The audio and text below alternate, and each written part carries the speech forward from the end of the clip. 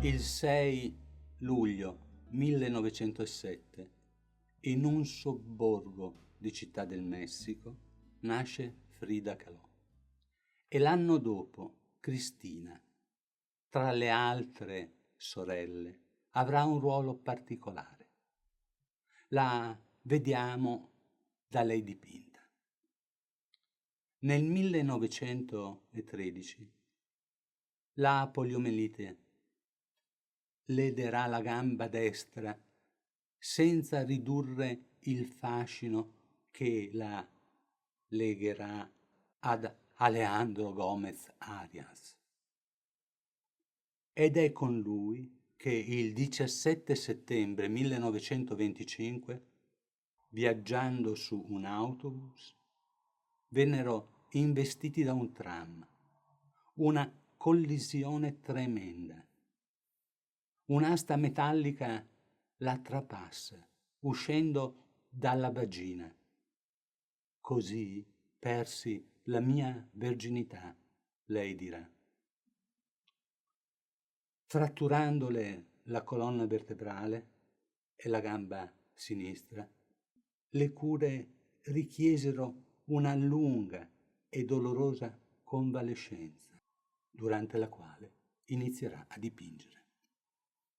E rivedrà Diego Rivera, suo maestro di disegno e pittura alla Lega Giovanile Comunista, e la fiamma accesa mentre era studentessa, osservando lui che dipingeva la creazione, diventerà fiamma che l'accompagnerà nonostante turbolenti vicende passionali per tutta la vita.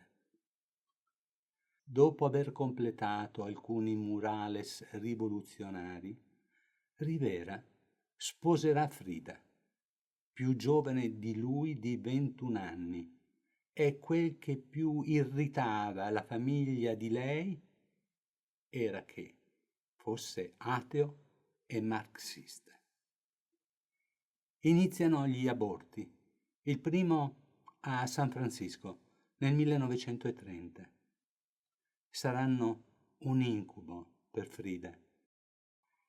Il bacino leso dall'incidente le crea sofferenza che il chirurgo Leo Eloesser non rimedia, ma ne diventa intimo amico, ed a cui lei dedicherà un autoritratto con collana di spine e ciglia ad ali di Sparviero.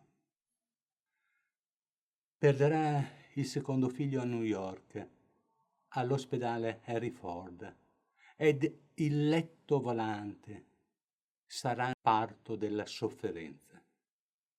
Nell'autoritratto Al confine, ove la personalità molteplice di lei si esprime, i simbolismi diventano espliciti, del contrasto in particolare tra la cultura messicana e quella americana.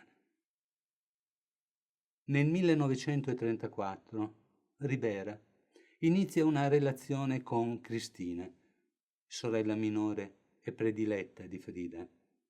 Dipingerà qualche colpo di pugnale. Conoscerà lo scultore Isamu Noguchi, accogliendone gli ardori.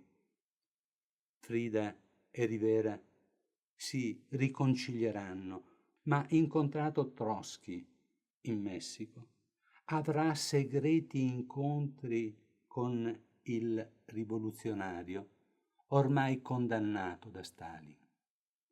Gli dedicherà un autoritratto, invero un po' banale, rispetto agli altri abbracci dolci e crudeli della terra amazzonica, ove lei, madre di un Rivera rimpicciolito, ma con il dono del terzo occhio artistico pare icona su un trono in inquieta trasformazione.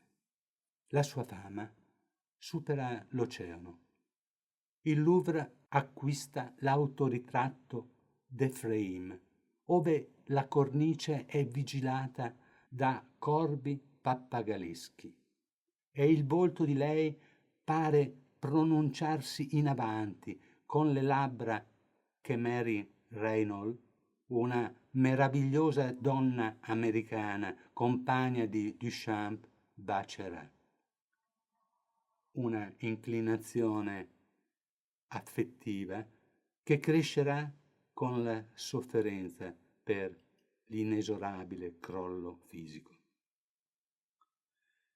Rivera e Frida divorziano nel novembre del 39, senza separarsi mai, e lei dipinge, enigmatica, la scoperta di una sessualità possibile diversa. Gli eventi si susseguono velocemente. Muore il padre, cui era profondamente legata, e dipinge 4 opere. Lei con Treccia, con i capelli tagliati, con il pappagallo Bonito e in Radici. Ormai non può neppure definirsi simbolista né realista. È la pittrice del suo sentire profondo, di riti perduti, quali il taglio dei capelli per il lutto. Rovesciare le viscere, confondersi con le radici della sua terra, di Pappagalli Consolatori. Il successo l'insegue.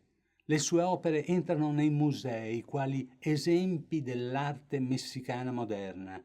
Apre una scuola e continua a dipingere autoritratti con scimmie e quello con Diego nei suoi pensieri, opera di indiscutibile abilità tecnica sulla scelta cromatica di un sudario abito da sposa.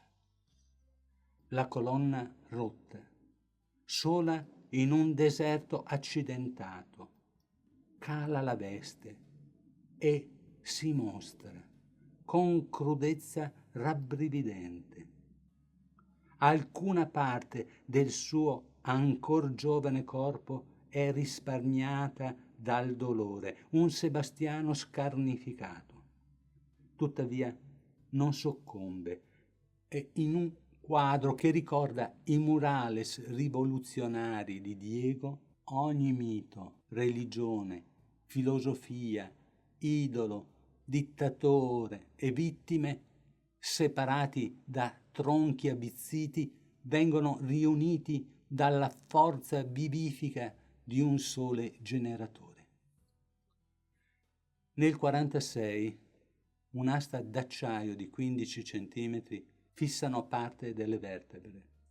Lei dipinge il cervo ferito e l'albero della speranza, ossia il busto ortopedico che regge e ancora la regge. Diego le è vicino. L'amoroso abbraccio dell'universo è esposto a Città del Messico, mentre in ospedale subisce 7 interventi in 9 mesi. Costretta a vivere su una sedia a rotelle, ha la forza di dipingere una natura viva che urla «Viva la vita!».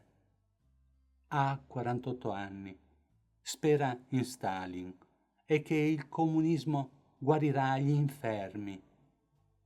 Un aiuto ateo che l'assisterà la notte del 13 luglio del 54. Le sue ultime parole, annotate nel diario, ricordano quelle di San Francesco. Attendo con gioia la mia dipartita, ma poi aggiunge, e spero di non tornare mai più.